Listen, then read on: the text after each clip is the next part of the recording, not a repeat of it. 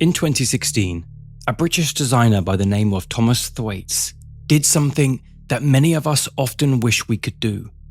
He took a break from humanity entirely. However, it is the way in which he decided to do it that made people take notice. Thomas had built himself a set of goat legs alongside a mechanical digestive system, with the sole intention of skipping town and living full-time as a goat. He took this suit with him to the Swiss Alps, where he spent several days amongst a herd of very real goats. In fact, he took it so seriously, he even began to master climbing like them. It is worth pointing out that he wasn't actually having a mental breakdown, at least not entirely. His intention was to do this as a sort of experiment, an art project where he sincerely attempted to step away from the noise of the consciousness for a short time.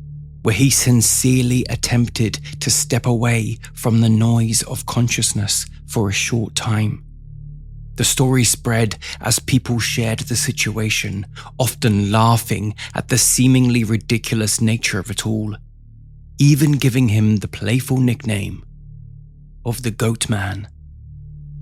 Although, what many didn't realize was that this name was already taken, claimed by an entity that has existed far longer than Thomas had been cosplaying as an animal amongst the mountains. Across the seas, in several places across the United States, the name Goatman holds a very different meaning. As here, the name paints the picture of a strange, elusive creature lurking in the shadows of lovers' lanes and afar.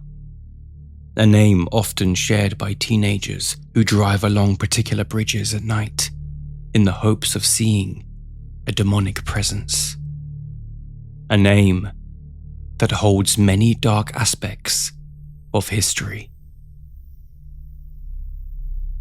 My name is Luke Mordew, and this urban legend is Goatman.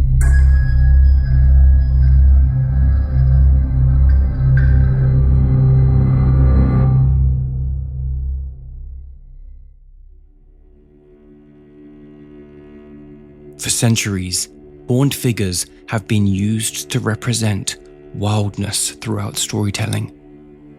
In the ancient Mediterranean, there were stories of Pan, the half-man, half-goat god of the wild, of shepherds, flocks, rustic music and untamed places. Then there were the satyrs, mythological male nature spirits associated with forests, fertility, wine, revelry and lust, usually depicted as part human and part goat. Further north, in Celtic and wider European traditions, we often come across many horned gods, with a notable example being Sononos, the antlered figure associated with animals, the forest, and abundance. In later English folklore, this idea mutates into figures like Herne the Hunter, a ghostly presence heavily linked to the woods and the hunt itself. Although even today we have tales of antlered beings across Europe, even imprinting the imagery on the Native American Wendigo legend. Horns for many years represented wildlife and the chaotic nature of the wilderness itself, a physical representation that whoever this horned being was far wilder and in tune with nature than any human being around them. But then, Christianity began to spread, and the imagery was quickly repurposed, and before long, the devil itself had inherited these same horns. This was likely not a coincidence, with the framework around these older gods now instinctively being associated with evil, hell, and satanic imagery. Because of this blend, however, the imagery of a horned figure has become a strange blend of folklore and religion, now connected to the newer tales of Satan and the far older nature gods of our ancestors. That being said, one thing remains consistent even today. If you cross paths with it, whatever this horned figure may be, then you are most definitely somewhere that you shouldn't be.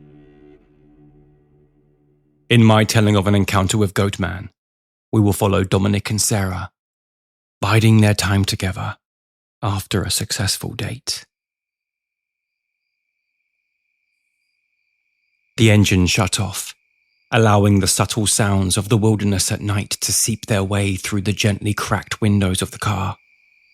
Dominic sat in the driver's seat, staring out at the bridge ahead, studying the tall metal beams that reached up and over it, holding it together for any vehicles that make their way over it.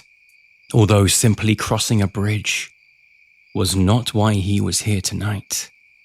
He had brought his date, Sarah, along for a spooky bit of fun after watching a horror movie in the local cinema, accepting a playful dare she had given him on their way out.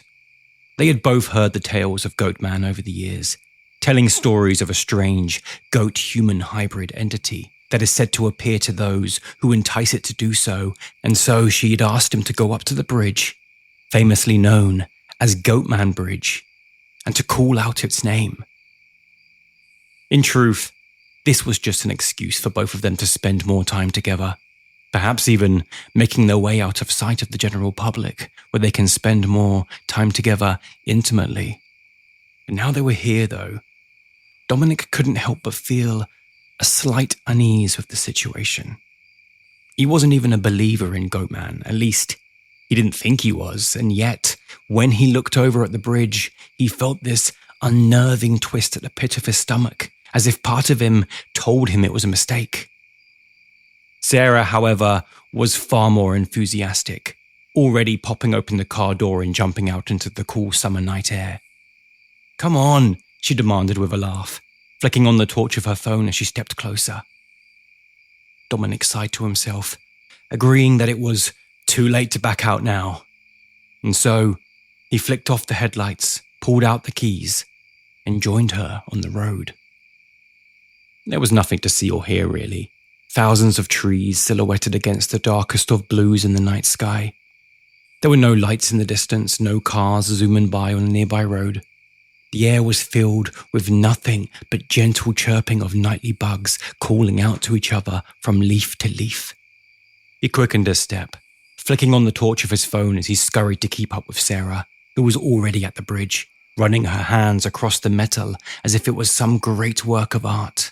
He opened his mouth to speak as he arrived, although only a slight yelp made its way out, as he quickly stumbled forward, almost falling flat on his face due to a small ditch by the bridge. Sarah laughed as she playfully asked him if he had a good trip, clearly filled with significant excitement as she awaited the frights to begin. Dominic played it dumb though, trying to buy his time and avoid delving too deep into the horrors of it all. "Go on then," she said with an enthusiastic but forceful demand. "Well, just shout it out," he asked, pretending to not understand what it was they were talking about. She laughed, shook her head, and stepped onto the bridge, studying all she could see in the light of her torch. "I knew you were too scared." Dominic didn't respond. She was right, but there was no way in hell he was going to allow her to know that, and so, without any real thought, he turned out into the darkness and shouted, "Goatman!" at the top of his lungs. Sarah almost screamed along with him, startled by the sudden volume that echoed through the trees. Although, this seemed to amuse her greatly as she cackled, pacing towards him to give him a proud hug. Although, it could not be ignored that now the silence of the woods had been disturbed. The insects that had repeatedly chirped for so long had suddenly dropped into silence, now replaced by the strange, scuffling sounds of larger creatures moving amongst the shrubbery. Dominic wasn't too troubled by this just yet, though, as it was likely that he had simply startled the wildlife as much as he had startled Sarah himself. In fact, having shouted it out and still being there to tell the tale had instantly filled him with a level of confidence that he hadn't previously had. suddenly feeling daft for even having fears about a silly local legend. Sarah, however, was engrossed by the sound she could hear, her eyes widening as she listened to every rustle out there. She wasn't afraid, though. In fact, she was thoroughly enjoying it, finding the very idea that Goatman was nearby extremely exciting. "Do you think it's here?" she asked, slowly panning the light into the bushes ahead. "Do it again," she asked, holding his arm firmly in her hand, clinging onto him with excitement. This time he didn't hesitate, instantly lifting his torch to the trees and beginning to take a deep breath, ready to shout louder than he had ever shouted before. Although, before a noise could come out of his mouth, something strange caught his eye. Something was most definitely out in those trees, watching them from the thickness of the bush. He couldn't quite make out what it was, but it looked white, or at least light in color as it ducked out of sight. It was an animal of some sort. It must have been due to the hair it looked like it was covered in. However, strangely, it seemed far too tall to be any kind of animal he had seen before. "Did you see that?" Dominic whispered, instantly perking up Sarah's excitement as she lifted herself onto her tiptoes to get a better view, asking what he could see with enthusiastic glee. Although, this attempt wouldn't be necessary for long, as whatever it was began to swiftly dart through the trees, edging closer and closer to the bridge at a rapid speed. Dominic jumped back, pulling Sarah with him as he stepped in the direction of the car. But then, silence. Whatever it was no longer coming. Even so, Dominic had had enough. Even if it was just an animal, it didn't seem to be happy that they were there, and with that in mind, he wanted to get them the hell out of there.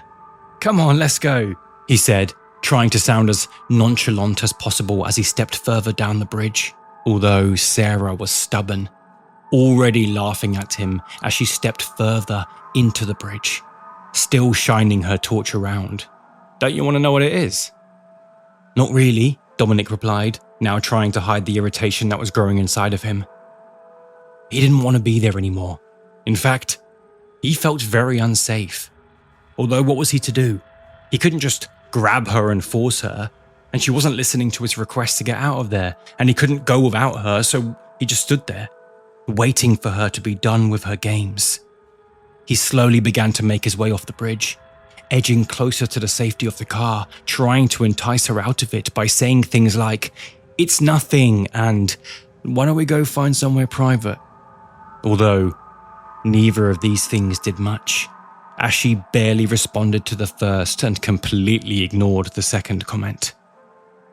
By now, he was getting fed up and frankly put off by how stubborn she was being when he had clearly stated how much he wanted to get out of there.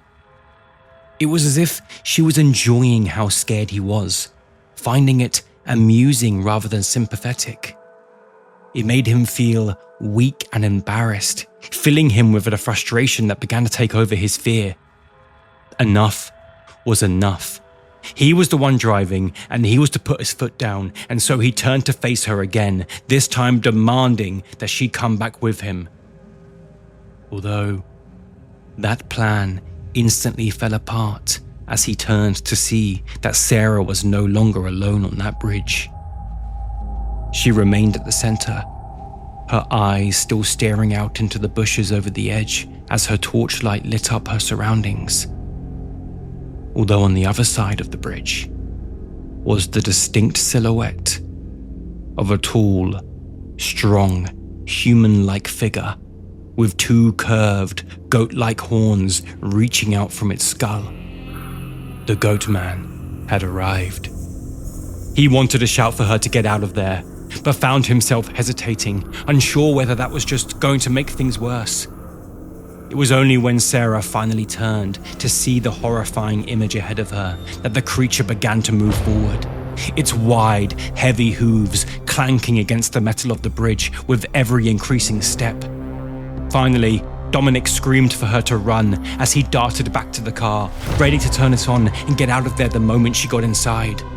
With that, Sarah darted as fast as she could, charging towards the car as the sound of the hooves behind grew faster, louder, and closer with every step.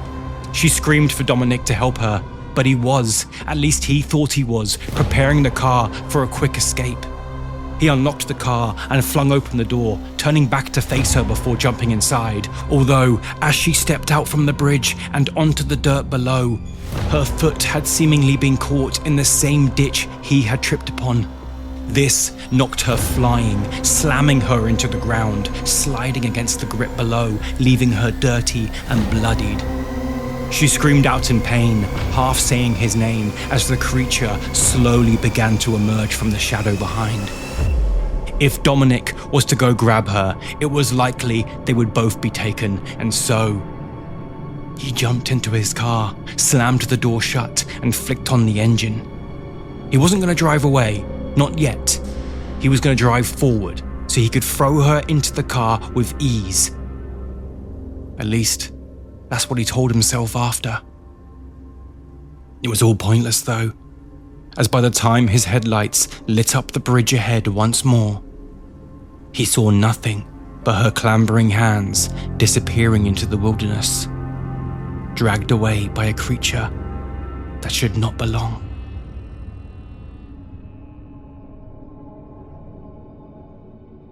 For days, the police searched for any sign of Sarah, although it was as if she vanished into thin air.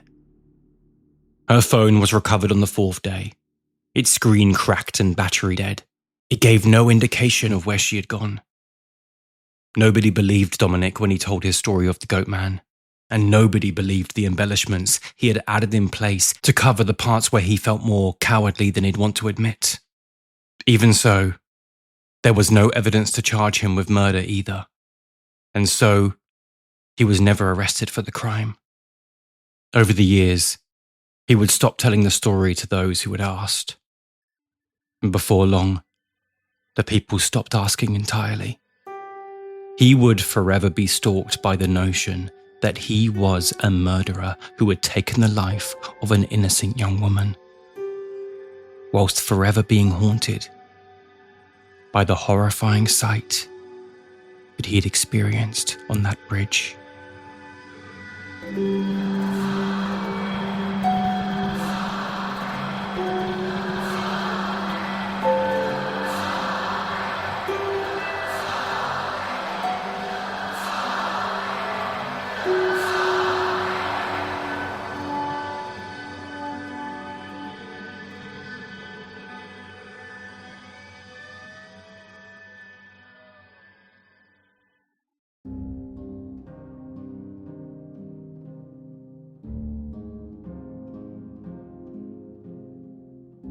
The Goatman legend has somewhat contested origins, with different accounts placing its emergence between the decades of the 1940s and the 1970s. According to Beltsville News, the legend truly began in the 40s to 50s, with the first documented report being in 1957, when residents reported seeing a hairy monster in the Forestville and Upper Marlboro areas of Maryland. In that telling, the creature is described as a large, hairy, horned figure, with the encounter having the usual signs of a classic Lover's Lane sighting. Here, a couple who were parked at dusk are said to hear strange banging on their car before glimpsing something inhumane on the edge of the tree line before vanishing into the woods. Some versions even claim it carried an axe, though details like that appear to belong to more later embellishments than to any firmly documented original report. Some summaries out there, though, claim that instead the story goes back much further, with some narratives being set as early as the 1930s. However, it's worth noting that these stories, even though based in a distant past, were not first told until years later, heavily suggesting that this is a case of backdating in recent times rather than evidence of earlier accounts of the creature. The legend didn't gain significant documentation, though, until 1971, when University of Maryland student George Lizama dedicated a folklore project on the history of the Goatman legend, which was then added to the Maryland Folklife archives. In the archive record discussed by later researchers, Lizama's project is referred to as the Goatman of Tucker Road, and it presents the creature not as a statewide monster, but as a very specific presence, linked to a narrow road and a bridge, with teenagers and passing motorists as the main audience. The versions Lizama collected were local oral accounts passed around by people who knew the area and knew the story, even if most people had never seen anything themselves. In these tellings, Goatman was often less a beast and more a feared roadside presence. Some versions even describe him as more of a hermit gone feral, rather than something more overtly goat-like. Later that same year, reporter Karen Hostler discovered Lizama's project and featured it in the Prince George County's news. However, she took some liberties with this, changing the location of the creature from Tucker Road in Clinton to Fletchertown Road in Bowie. This article ran for a few days before Halloween in 1971 under the headline, University Archives Reveal, Bowman, Goatman, and Ghosts Still Haunt Area. It is no coincidence then that within the week, sightings of an apparent Goatman were beginning to spread. On the night of the 3rd of November 1971, 16-year-old April Edwards and two boys, John Hayden and Willie Gein, reportedly heard strange sounds near Edwards' property in Old Bowie, not far from the area now often linked with Goatman rumours. In later recollections cited by researchers, Hayden described seeing something upright and hairy, moving on two legs and making a high-pitched squeal, which horrified and confused them all, although that was the end of their horrors. At least, until the next morning, when April's 10-month-old puppy, Ginger, was missing. Hayden and Gein went looking for the dog in a desperate attempt to find her, and soon enough, they did. Although it was not how they had hoped. Near the Penn Central Railroad tracks, they found Ginger's severed head, with the rest of the body also some distance away. Whether the boys believed, half believed, or only feared what they thought they had heard the night before, this, it seems, was the moment that the legend gained something that urban legends often feed on: an apparent real-world consequence. Suddenly, Goatman was no longer just a story about a lonely road. He had been connected to blood, death, and the mutilation of a family pet. Later research, however, would suggest that in reality, Ginger's death may not have been evidence of the creature after all, as Richard Hayden, who was also apparently there at the discovery of the young pup's body, had clearly stated that the dog was instead hit by a train. Regardless of this, though, a week later, Hostler had returned to the story with another article, this time under the headline, Residents Fear Goatman Lives, Dog Found Decapitated in Old Bowie. And this headline is where the Goatman as we know it today took form.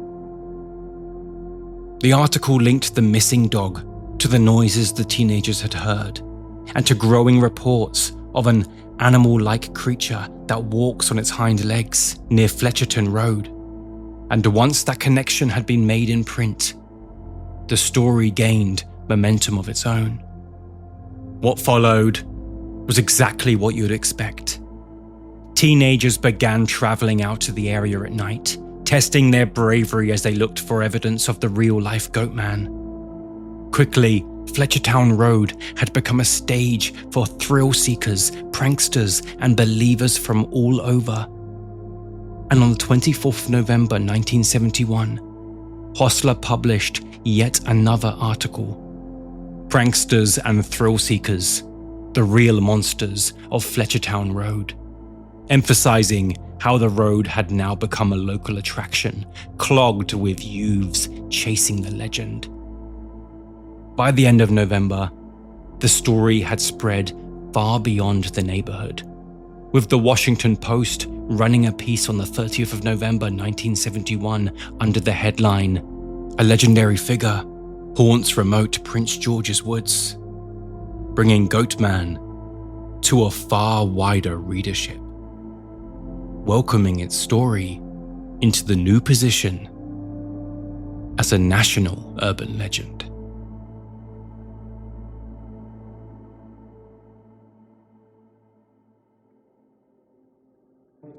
If you're still listening, you likely share the same fascination with strange stories and unexplained legends that I do. For just £3 a month on Patreon, you'll unlock Modern Myths, an exclusive bonus series released in the week between our chapters, ensuring that you get an episode a week.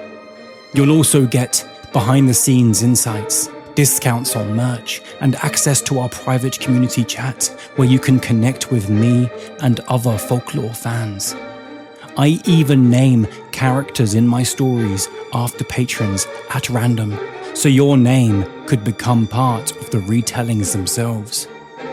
Your support fuels the research and the production and ensures our understanding of these legends continue to grow.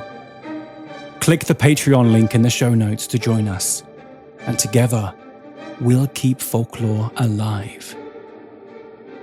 But for now, back to the legend.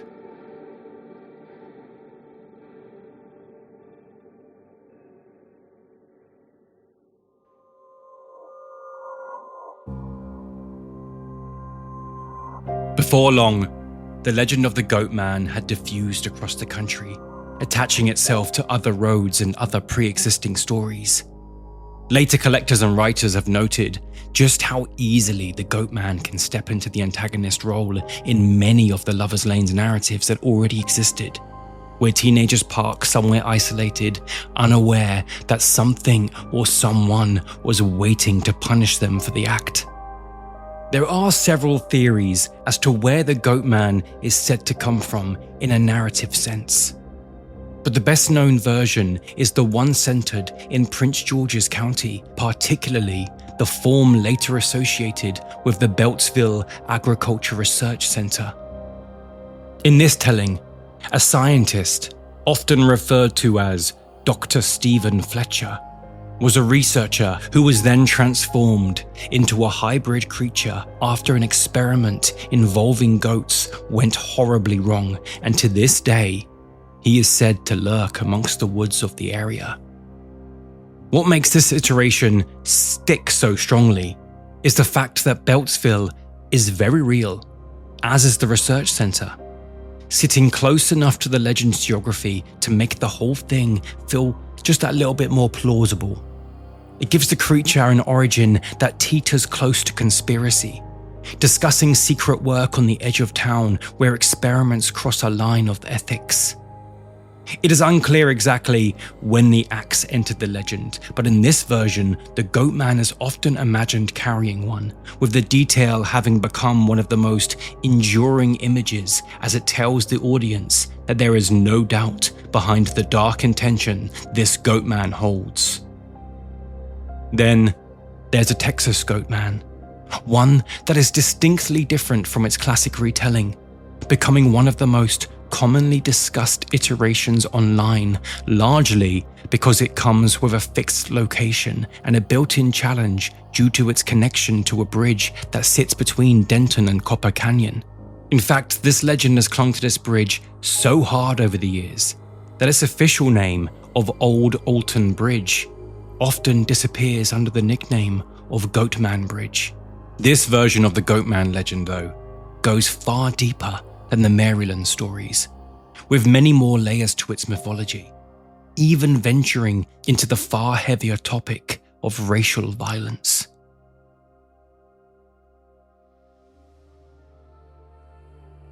In the most widely repeated telling from Denton County, the figure at the center of the story is not originally a monster, but a black goat farmer said to have lived with his family near that very same old Alton Bridge. His name is uncertain, although many retellings refer to him as Oscar Washburn. There are some who instead tell the story of a Jack. However, these are far less common and heavily documented. Oscar, though, has an entire history behind him, described as successful, respected, and well known enough in the area that he supposedly even hung a sign on the nearby bridge reading, "This way to the Goatman," a simple advertisement that would unfortunately become his demise.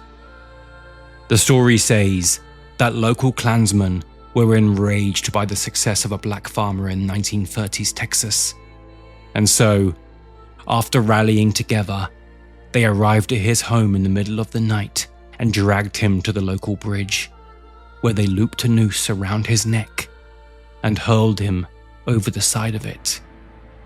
However, when they looked down into the darkness below to ensure their victim was dead, they found that the rope was in fact empty, as if his body had completely vanished.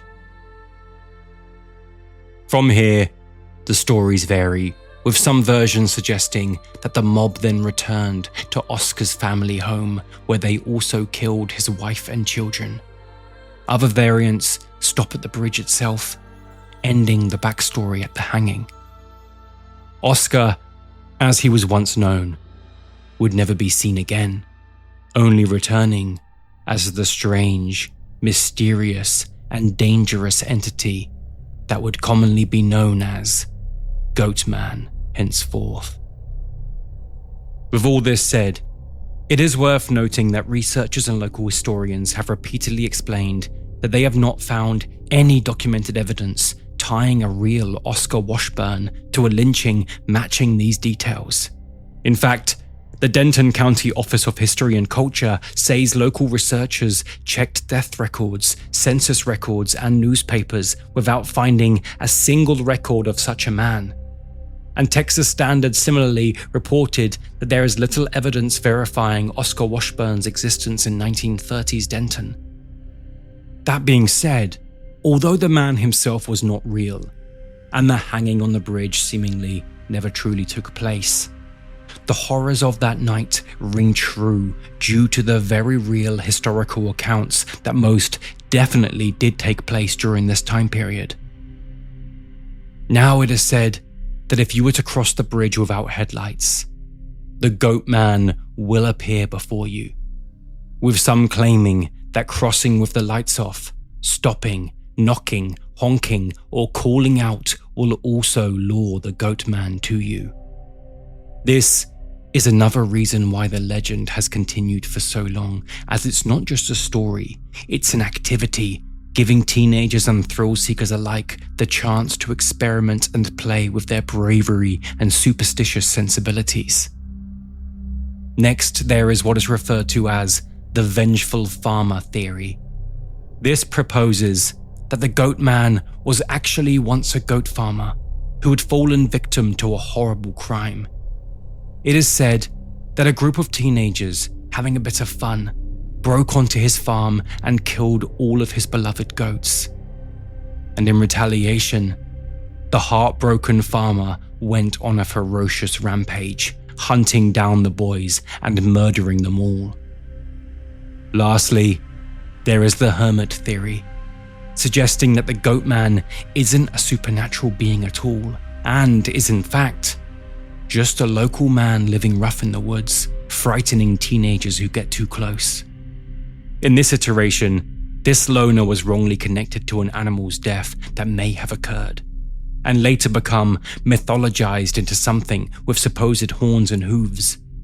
In fact, There's even a linguistic foothold for how this kind of misremembering can happen, as in one account, referenced by folklorist David J. Puglia, locals recalled indigent trappers roaming Prince George's County woods in thick hide coats in summer heat, and children sometimes called them Goatman, a name that could plausibly slide into Goatman as the stories travelled. The Goatman, in many ways, is another case study in how urban legends develop, spread, and evolve. Mark Obsnasnik's 1994 Strange Magazine investigation is often cited as one of the first serious attempts to treat the Maryland story as something that could be researched rather than simply repeated, with him attempting to trace witnesses, locations, and the newspaper trail behind the rumor. And this only expanded the legend further.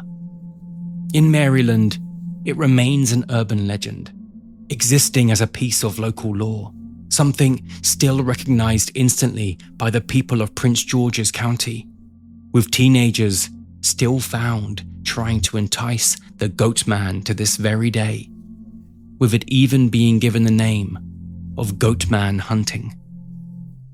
In print, this story has now made its way onto the podium of national cryptids, appearing in many books, sitting alongside other local monsters as part of a wider folklore canon. On screen, the Texas Goatman, particularly the old Alton Bridge version, has proven to be extremely durable, becoming the subject of paranormal television and web video even today. If you simply search Goatman on YouTube, it is the bridge iteration that many of the videos will be discussing, with many vloggers and horror influencers even making their way to the location in an attempt to goad the Goatman into making an appearance. In fact, the first time I ever heard of Goatman was whilst watching the demonic Goatman Bridge episode of the hugely popular BuzzFeed Unsolved. The locals have leaned into this though, with Denton's own visitor material openly identifying Old Alton's Bridge as Goatman's Bridge, as they welcome the seasonal tourism that comes around every year, with its new reputation as one of the area's best known haunted locations. Urban legends like the Goatman often work as a mirror, reflecting back at us our collective fears. They provide a way for us to talk about scientific ethics, racial violence, or adolescent risk. But the legend also speaks to something far older, the instinctive fear of the unknown itself. This is something we are born with, a fear of what might be waiting just beyond the reach of vision, half-formed in the shadows. It may not be logical, but in many ways, the absence of proof only feeds on the tale, as it becomes more and more of a mystery. As although people tell themselves it's not really real as they cross the bridge in the darkness of the night, a part of them still wonders, what if?